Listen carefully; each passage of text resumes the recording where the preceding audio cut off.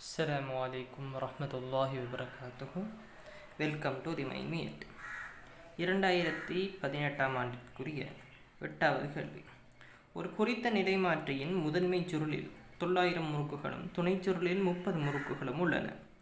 முதன்மை சுருள்களுக்கு குறுக்கே 240 வோல்டேஜ் ஆடலோட்ட வோல்ட்டளவு பிரயோகிக்கப்படும் போது துணைச் சுருள்களுக்கு குறுக்கே உள்ள வோல்ட்டளவு என்னங்கிறது தான் கேள்வி.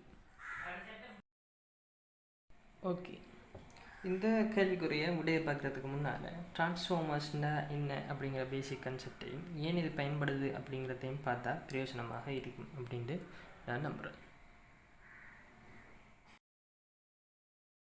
டிரான்ஸ்ஃபார்மர்ஸ் இரண்டு வகையாக காணப்படும். ஒன்று படிக்கூட்டு நிலை மாற்றி, படிக்குறைப்பு நிலை மாற்றி. அடுத்தது step up transformer, step down transformer.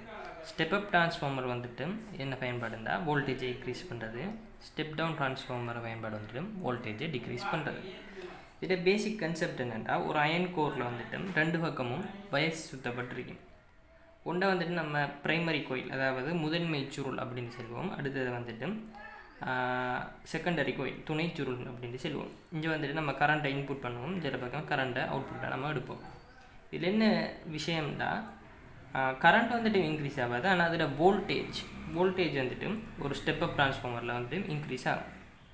Okay, இது எப்படி நடக்குதுன்றா, ஃபஸ்ட்டு இதில் நம்ம பயன்படுத்துகிற ஆடலோட்ட மின்னோட்டத்தை முதன்மை சுருளுக்குள்ள அனுப்பக்கல.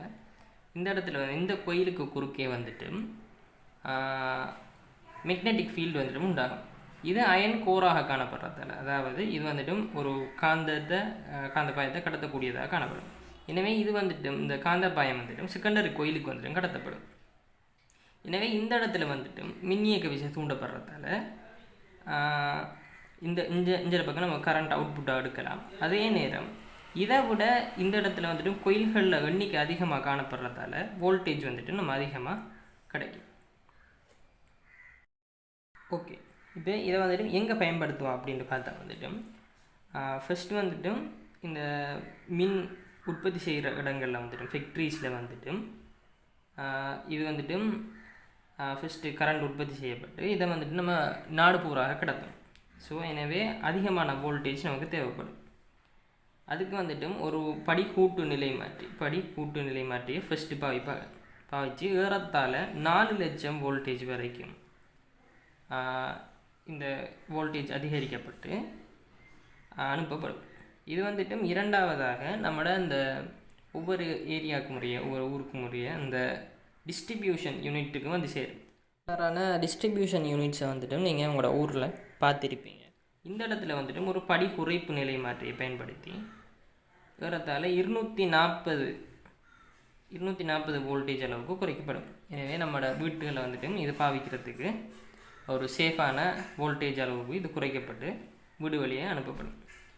அங்கே நம்மளோட வீட்டில் இருக்கிற எலக்ட்ரிக் உபகரணங்களுக்கு ஏற்ற மாதிரி அதுக்குள்ளே இருக்கிற படிகுறைப்பு நிலை மாற்றியை பயன்படுத்தி ஒரு 8 வோல்டேஜோ 5 வோல்டேஜோ அதுக்கேற்ற மாதிரி அந்த ஒவ்வொரு எலக்ட்ரிக்கல் உபகரணங்களுக்கு ஏற்ற மாதிரி அதுக்குள்ளே இருக்கிற டிரான்ஸ்ஃபார்மர்ஸ் அந்த வோல்டேஜை குறைச்சி பாவிக்கப்படும்.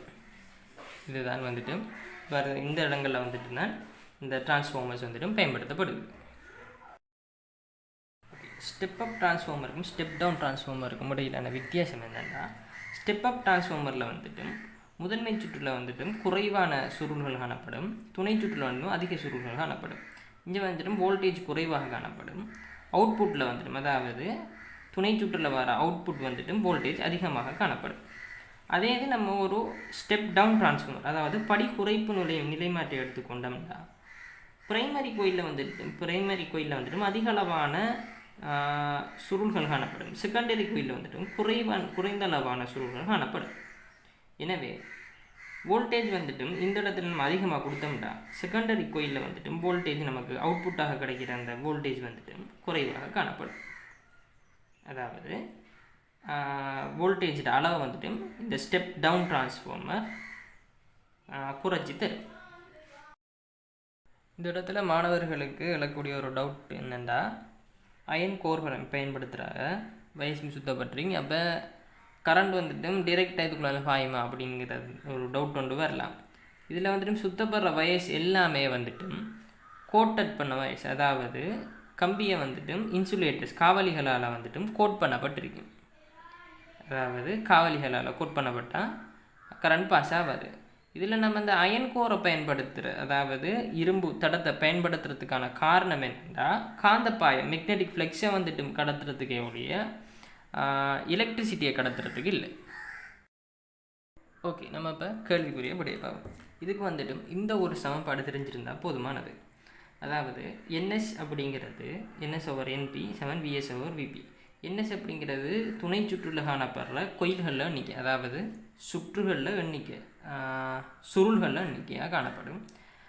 NP அப்படிங்கிறது பிரைமரி கோயில், அதாவது முதன்மை சுற்றுல காணப்படுற சுருள்களில் எண்ணிக்கையாக காணப்படும்.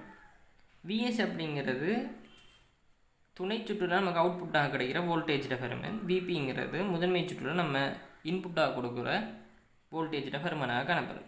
NS/NPங்கிற விகிதம் வந்துட்டு VS/VPக்கு வந்துட்டு, அதாவது வோல்டேஜ் அந்த விகிதத்துக்கு சமனாக காணப்படும். இதான் வந்துட்டு இந்த சமன்பாடு. கேள்வியில் வந்துட்டு நமக்கு NS, NP, VP சந்திக்க VSஐ கேள்வியாக கேட்டிருக்காது. இது வந்துட்டு நம்ம டிரெக்டாகவே சுருக்கலாம். வந்துட்டு VS = 30 900 30 வரும். அப்போ 240 30 அப்படின்னு வரும். இது வந்துட்டு 8 வோல்டேஜ். இது வந்துட்டு பரீட்சையில் வந்துட்டு 2வது விடையாக தரப்பட்டிருக்கு.